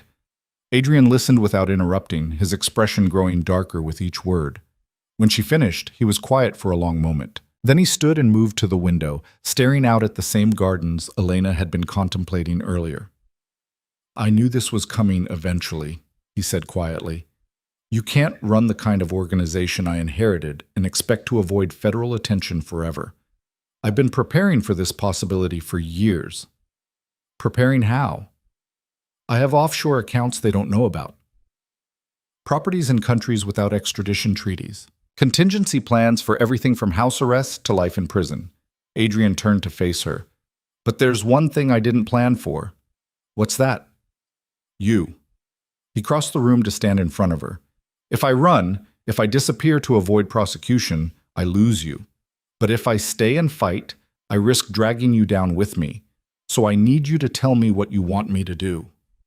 Elena stared at him, stunned. You're asking me to choose your future? I'm asking you to choose our future. Adrian took her hands, his grip warm and steady. Because that's what this is, Elena. A choice about whether we have a future together, or whether I disappear and let you build a life without this hanging over your head. That's not fair. You can't put that decision on me. Why not? Everything I've done for the last month has been trying to become someone worthy of you. Cleaning up my operations, investing in legitimate businesses, starting the foundation. All of it was about building a life we could share without you having to compromise who you are. His voice was rough with emotion. But if staying means you get caught in the crossfire of a federal investigation, then maybe the right thing to do is walk away. And spend the rest of your life in exile, looking over your shoulder, never coming home? Elena shook her head. That's not a life, Adrian. That's just a different kind of prison. Then what do you suggest? Elena thought about everything they'd been through. The lies and betrayals, the pain and the violence, the slow, painful process of learning to trust again. And she realized that she'd been so focused on protecting herself from hurt that she'd forgotten what it meant to actually fight for something. We fight, she said firmly. We get the best lawyers money can buy. We cooperate with investigators on everything that doesn't incriminate you. We show them that you're changing, that you're not the same person who built that empire. She stepped closer. And we do it together. No more running, no more hiding. We stand and face it. Elena, if this goes wrong, then it goes wrong. But at least we'll go down fighting. She cupped his face in her hands. I'm tired of being afraid, Adrian. Tired of protecting myself from pain by refusing to feel anything. Maybe Marco was right. Maybe I have changed into someone I don't recognize. But maybe that's not entirely a bad thing, because the old Elena would never have had the courage to do this. Do what?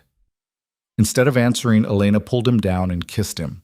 It wasn't like the brutal kiss at their wedding, all anger and possession and hurt. This was something different, tender and desperate and full of all the things they'd been too afraid to say. Adrian made a sound low in his throat and pulled her closer, careful of his healing injuries but unable to maintain any distance between them. When they finally broke apart, both breathing hard, Adrian pressed his forehead to hers. Does this mean you're saying yes to dinner? He asked, voice rough. Elena laughed, surprising herself. It means I'm saying yes to trying, to seeing if what we have is real or just the aftermath of trauma. She pulled back slightly to meet his eyes. But Adrian, I need you to understand something. I'm not the girl you fell in love with 3 years ago. I can't be soft and trusting and willing to sacrifice everything for love anymore. That girl died in the fire, just as surely as your family did. I know. Adrian's thumb traced her cheekbone. And I'm not the man who let fear and hatred turn him into a monster. We're both different now. Harder, more careful with our trust. But maybe that's okay. Maybe we can build something new from the pieces of who we used to be. And if we can't, then at least we'll know we tried. It wasn't a guarantee. Wasn't a happy ending wrapped up in a bow. But it was honest. And after everything they'd been through, honesty felt like the greatest gift they could give each other. The federal investigation moved forward with the inexorable weight of bureaucracy. Adrian hired a team of attorneys led by Catherine, who approached the case with the same ruthless efficiency she brought to everything. They cooperated where they could, stonewalled where they had to, and slowly built a defense that painted Adrian as a man trying to escape his father's legacy rather than perpetuate it. The foundation helped. The shuttered operations helped. And surprisingly, testimony from Detective Chen helped most of all. He'd been investigating the Volkov family for years and was willing to state under oath that Adrian had provided crucial information that led to their takedown. It's not perfect, Catherine told them during a strategy meeting 6 weeks after the investigation became public. They still have evidence of money laundering from 3 years ago. Wire fraud. Conspiracy charges related to operations your father ran. But with the cooperation you've provided and the changes you've made, I think we can negotiate a plea deal that doesn't involve prison time. What kind of deal? Elena asked from her position beside Adrian. Probation, heavy fines, possibly house arrest, and full cooperation with ongoing investigations into other criminal organizations. Catherine looked at Adrian. You'd essentially be helping the feds dismantle the entire structure your family built. Every connection, every operation, every dirty secret. Are you willing to do that? Adrian didn't hesitate. Yes, The relief Elena felt was almost overwhelming. Not prison, not exile, just consequences they could actually survive. There's one more thing, Catherine continued. They want Elena's testimony about the Volkov conspiracy and Olivia's crimes. Her cooperation could strengthen the case against everyone involved and show that you've both been working to expose corruption rather than perpetuate it. I'll do it, Elena said immediately.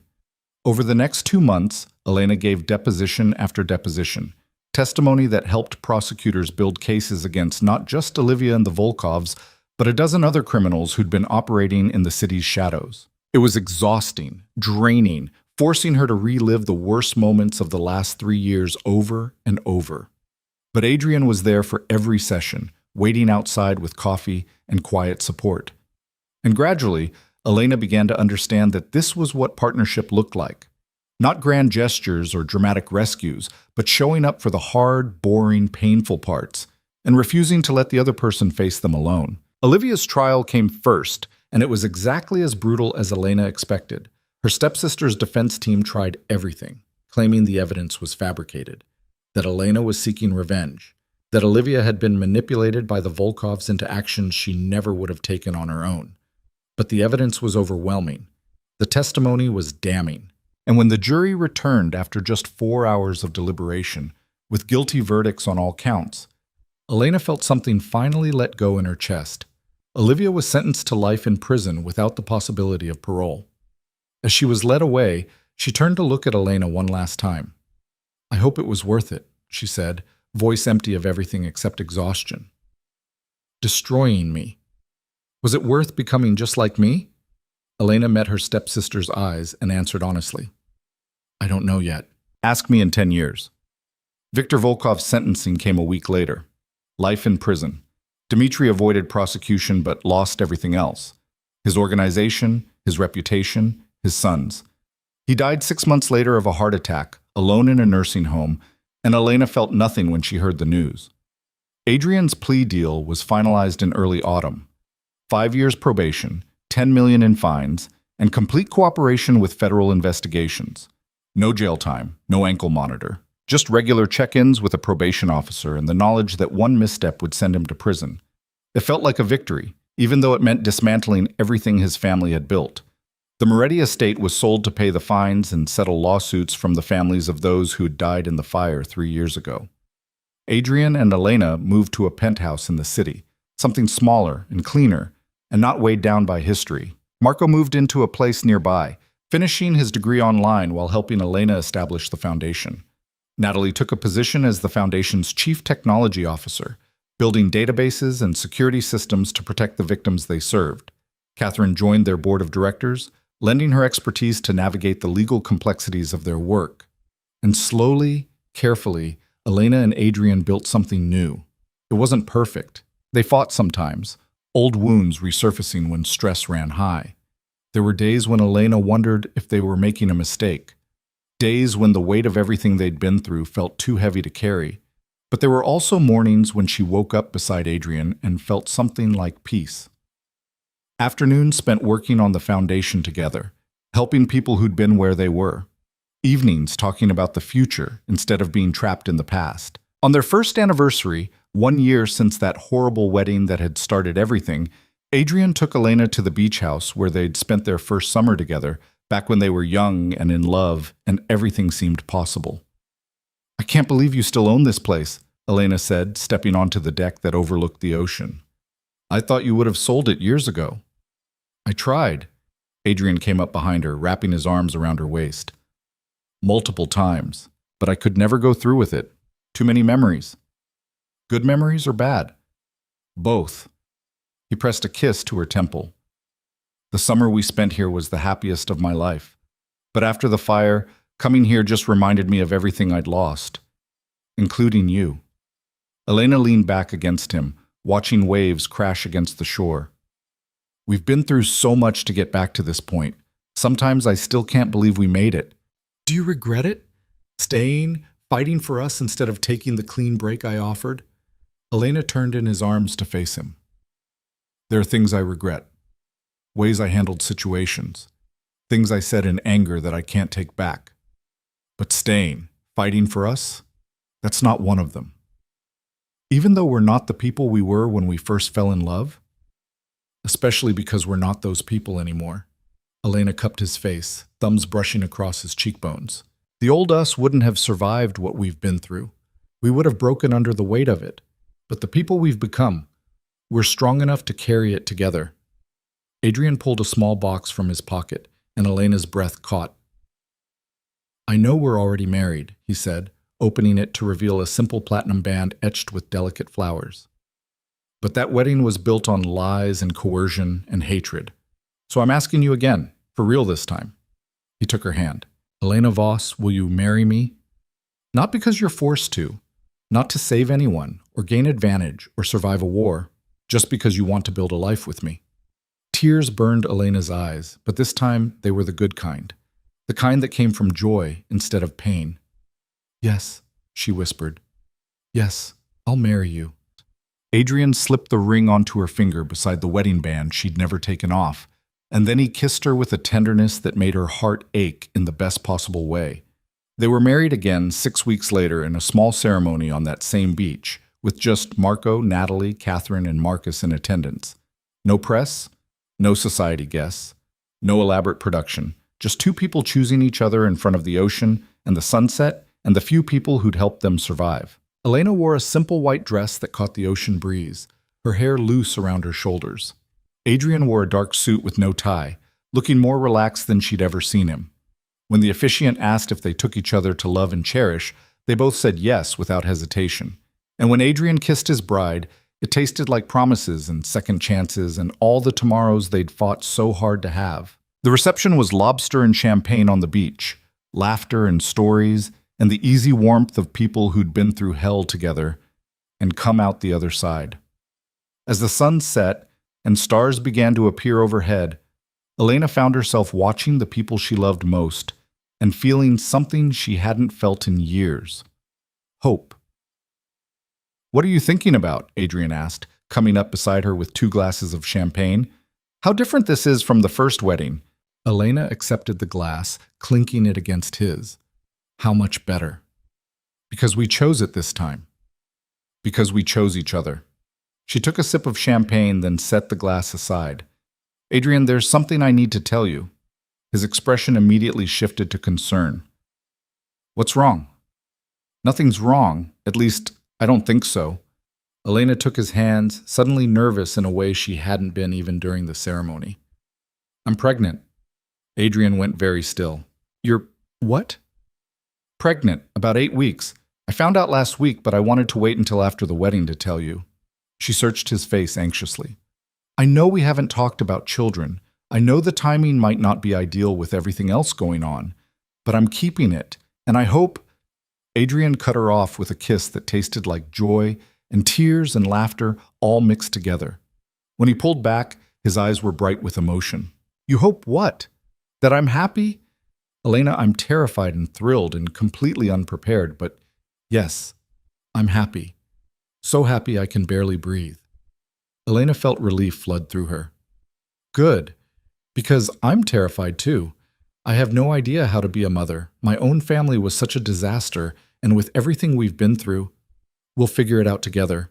Adrian's hands moved to her still flat stomach with a reverence that made her chest ache. We'll make mistakes, and we'll struggle, and we'll probably mess up in ways we can't even imagine. But we'll love this child, we'll protect them, and we'll make sure they grow up knowing they were wanted, knowing they were loved, Elena added softly. That too. They stood there on the beach as the party continued around them, 2 people who'd been through hell and somehow found their way back to each other. They weren't the same people who'd fallen in love 3 years ago. They were harder, more scarred, more aware of how quickly everything could fall apart. But they were also stronger, more honest, more willing to fight for what mattered. And what mattered was this: the life they were building together, the family they were creating, the foundation that helped others find justice when the system failed them. 6 months later, Elena stood in the foundation's new headquarters, cutting the ribbon on a facility that would provide legal aid, counseling, and support to victims of violent crime.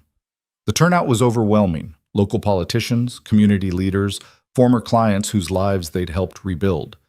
But the person Elena was most aware of was Adrian, standing at the back of the room with his hand resting protectively on her now visible baby bump. He caught her eye and smiled, and Elena felt her heart swell with an emotion that would have terrified her a year ago. Love. Pure and uncomplicated, and strong enough to survive anything. In her speech, Elena talked about how the foundation had grown from tragedy, how 3 people who'd lost their lives to senseless violence had inspired something that would help thousands. She talked about justice and healing and the importance of second chances. But mostly, she talked about hope. There was a time when I thought my life was over, she told the assembled crowd. When I believed that the pain and betrayal I'd experienced had broken something fundamental in me. And in some ways, it did. The person I was before died in that fire just as surely as the people I loved. But from those ashes, something new was born. Something stronger. And this foundation is proof that beauty can come from tragedy if we're willing to fight for it. She caught sight of Natalie in the front row, tears streaming down her face. Marco beside her, looking proud enough to burst. Catherine nodding in approval. And in the back, Adrian watching her like she was the most important thing in his world. We can't undo the past, Elena continued. We can't bring back the people we've lost or erase the pain we've endured. But we can choose what we build from the rubble. We can choose to let our scars make us stronger instead of bitter. And we can choose to help others find their way through the darkness, the way others helped us. The applause when she finished was thunderous. People lined up to congratulate her, to share their own stories, to thank her for creating something that mattered. And through it all, Elena kept glancing back at Adrian, drawing strength from his presence. When the event finally ended and they were alone in the car heading home, Elena let herself relax for the first time in hours. You were magnificent, Adrian said, reaching for her hand. My mother would have loved what you said about her. I meant every word. Elena laced their fingers together. She was the first person who made me feel like I belonged somewhere, like I was part of a real family. And now you're starting a family of your own. Adrian's free hand moved to her stomach, where their daughter was growing. They'd found out the gender last week, and neither of them could stop talking about it. Our family? Elena corrected. We're in this together, remember? How could I forget?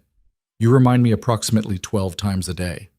Elena laughed, the sound coming easier now than it had in years. That's because you have a tendency to take everything on yourself. I need to make sure you remember you have backup. I remember. Adrian brought her hand to his lips. Elena, can I ask you something? Of course. Are you happy? Really happy? Not just content or making the best of things, but actually happy? Elena thought about the question seriously. Thought about everything they'd lost and everything they'd gained. The scars that would never fully heal and the love that had grown stronger because of them. Yes, she said finally. I'm happy. Not in the way I imagined when I was young and naive and thought happiness meant perfect, but in a real way, a earned way. The kind of happiness that comes from surviving something terrible and choosing to build something beautiful anyway. That's all I needed to hear. Their daughter was born on a spring morning, arriving 3 weeks early, and with enough lung power to wake the entire hospital floor. They named her Sophia Marie Moretti, after Adrian's mother and Elena's own middle name. She had her father's dark hair and her mother's stubborn determination, making her opinions known from day one. Holding her daughter for the first time, Elena felt something shift in her chest. All the fear and pain and trauma of the last few years faded into background noise. Because this tiny, perfect human was the future, proof that they could create something good from all the destruction. She's beautiful, Adrian whispered, carefully touching Sophia's tiny hand with one finger. She looks like you. She looks like herself. Elena couldn't take her eyes off her daughter's face. She's her own person, and we're going to make sure she grows up knowing she can be whoever she wants to be. Strong like her mother, kind like her father. I'm not, Adrian started. You are. Elena looked up at him. You're the man who risked his life to save me, who changed his entire organization to build a better future, who's been nothing but patient and supportive through every panic attack and nightmare and moment of doubt I've had. That's kindness, Adrian, real kindness, the kind that matters. Sophia made a small sound and they both turned their attention back to her. She was perfect, absolutely perfect, and terrifying in the way that all new life was terrifying, because she represented everything they could lose, but also everything they'd gained. Marco visited that afternoon, bringing flowers and looking uncomfortable in the way only a 24-year-old bachelor could in a maternity ward. "She's so small," he said, staring at his niece with something close to awe. "How is something that small even possible?" "Wait until you hold her," Elena said, carefully transferring Sophia to her brother's arms. "Then she feels even smaller." Marco settled into the chair beside the bed, cradling his niece with exaggerated care. "Hey there, Sophia. I'm your Uncle Marco. I'm going to teach you all the things your parents won't approve of, like how to hack computer systems and pick locks." "You absolutely are not," Elena said, but she was smiling. "Okay, fine. I'll wait until she's at least 5. Marco grinned down at Sophia. "But I will teach her how to protect herself, how to be strong and smart and never let anyone make her feel less than she is." "That," Adrian said quietly, "I absolutely approve of." Natalie arrived later with Catherine, both of them cooing over the baby and bringing enough gifts to stock a small toy store. They stayed for an hour, filling the room with laughter and warmth and the easy comfort of people who'd become family. Not through blood, but through choice. After they left and Sophia was sleeping in her bassinet, Elena lay in the hospital bed with Adrian curled up beside her in the small space, both of them watching their daughter breathe. "Do you remember what you asked me the day after our first wedding?" Elena said quietly. "About whether I thought we could have a future together? I remember you said maybe. I'm changing my answer." Elena turned to look at him. "This is our future, right here, this moment, this life we're building. And it's better than anything I could have imagined when I was standing at that altar feeling like my world was ending." "Because it was ending," Adrian said. "The old world, the one built on lies and betrayal and fear. That world had to end so this one could begin." "Do you think it's really over? All of it? Or is this just the calm before another storm?" Adrian was quiet for a moment, thinking. "I think there will always be challenges, always be threats. But we're different now, stronger. And we have something worth protecting." He nodded toward Sophia. "So whatever comes, we'll face it together." "Together," Elena echoed.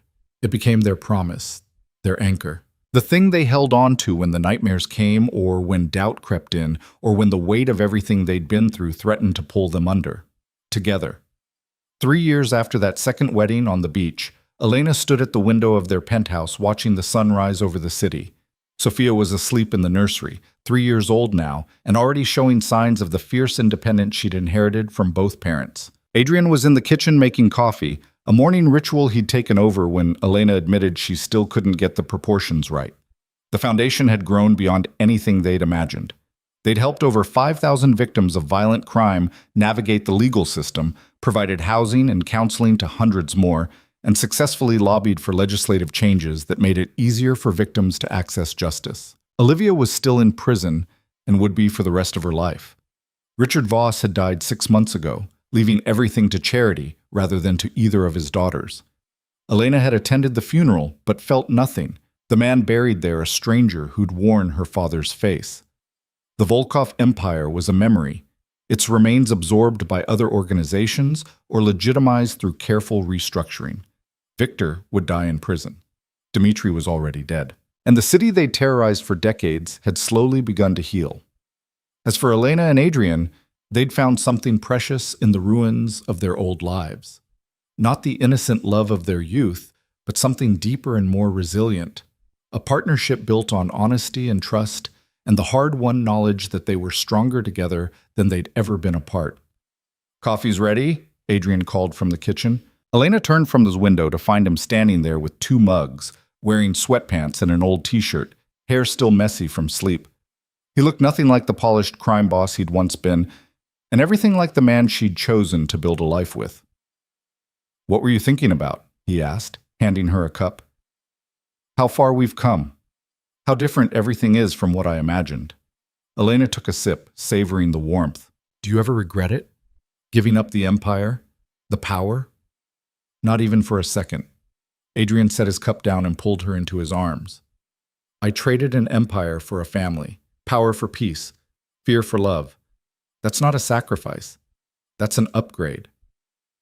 Even with the probation and the check-ins and the constant monitoring? Even with all of that, he pressed a kiss to her forehead.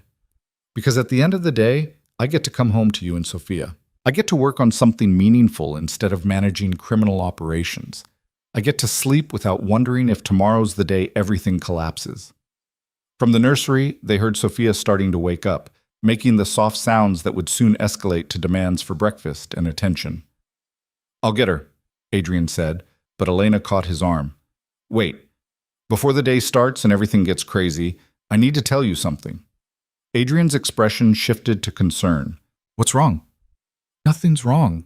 Elena smiled, reaching for his hand and placing it on her stomach. But you might want to start thinking about names. Plural. It took him a moment to understand. We're twins? Twins? Elena confirmed. I found out yesterday. Wanted to tell you when we had a quiet moment, but those are rare these days.